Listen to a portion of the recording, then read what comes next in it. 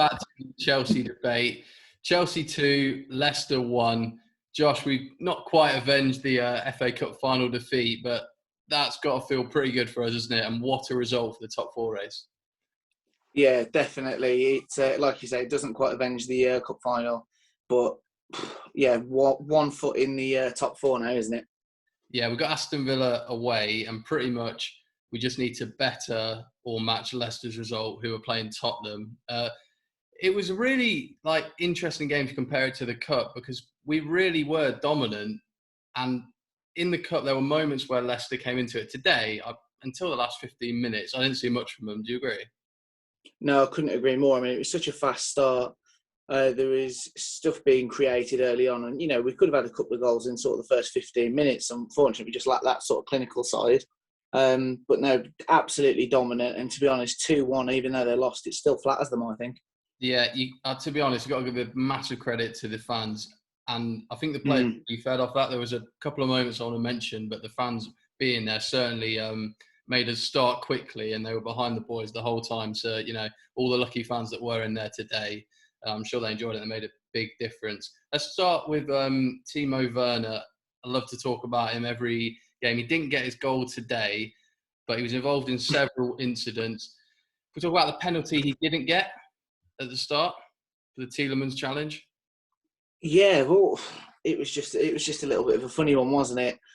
I don't quite know what's going on with Timo or VAR. It's just all very inconsistent. And as you just sort of pointed out, Timo could have had a couple of goals today, couldn't he, quite easily? Obviously, one was ruled out for offside, one was ruled out for handball. So, I mean, he did everything today apart from get a goal that counted. Yeah, he scored the 2 that were both ruled out. And what I will say is that it seemed like the fans were really behind him. And if you give 100% for the shirt, you will get backed. And I know he didn't score today, but it was a positive result, I think, overall for him. If we look at the goal then, Rudiger, I don't know if you agree, he was my man of the match today. Definitely. I know Mount got it on the TV, but he scored the goal. Similar to Werner, this time it didn't hit his hand and went in. It sort of just hit his leg, I think it was. But yeah, corner, start the second half, 1-0. Rudiger, come on, how good was he? He was just a monster tonight, wasn't he? He was everywhere. I mean, not long after his goal, he had that sort of run going forwards, and he's done that a few times this season. Yeah. I love to see it, to be honest. He drew the foul as well, so it was a sort of positive entry, but he was just an absolute machine. That was another example of when the fans are there and he just sort of fed off it, and he just went for it, and we know he can do that. And he was involved at the end. It got a bit spicy at the end. A few of the players trying to fight. Everyone's from the changing, the backroom staff all piling in, but Rudiger at the heart of it, and he plays for the badge, and he's one of the first names in the team sheet, I think, right now under Tuchel. We went 2-0 up, and I found this ridiculous that Jorginho is our top goal scorer in the league with 7 goals, all penalties. But it's the match-winning goal, isn't it? So what can you say? Yeah, no, I mean, the penalty incident itself, I don't know why it needed to go to VAR. For me, it was quite a clear-cut penalty. One very quick thing I will say is, across the cup final and today, I feel like we've been quite harshly treated by referees and VAR. So I was glad to see the penalty. It was a little bit of redemption, and fair play to Timo, another one earned by him. And how cool was Jorginho on the finish? Like the balls that it takes to do that. I was just sat I didn't even celebrate. I was just wow, fair play. Can I just say, I knew he was going that bottom corner. They showed the graphic as well. Yes. He got in the bottom right a couple of times, and he went there, and he's double bluffed the goalkeeper there. It's a brilliant penalty, and he's our top goal scorer. It's quite obvious that we need a striker. It showed again tonight. Final piece of the jigsaw. It was a bit nervous at the end. Iheanacho pulled one back. That was probably the only negative mark against us today. Kovacic lost possession. Perhaps the pass into him from Reece James could have been a bit crisper. Yeah. And he also had Aspi on his right. So maybe a bit of decision-making I wouldn't say it cost us, but it made it a bit more nervous than it needed to be. Yeah, no, I agree with that. I mean, in fairness to Kovacic, he came on at the half-hour mark, didn't he? So there's going to be some rust. I think he's missed 10 games now, so there's going to be some rust that he needs to shake off. And we got it over the line, so we'll take the positives. But just a quick shout-out.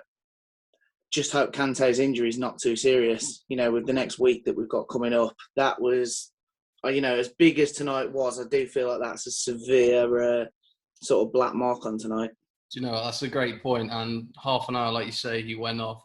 We're recording straight after, so we don't obviously know yet what the update is on him, but fingers crossed, because we're going to stand a chance in the Champions League final. I think we need him fit. There was that moment when Mount went down with a knee injury, but thankfully he recovered. But you messaged me, didn't you? You were like, oh no, this is it. Yeah, I just thought, I know what will happen here. We'll win tonight, but we'll lose probably our two sort of most on-form players ahead of the Champions League final. I was just like head in hands.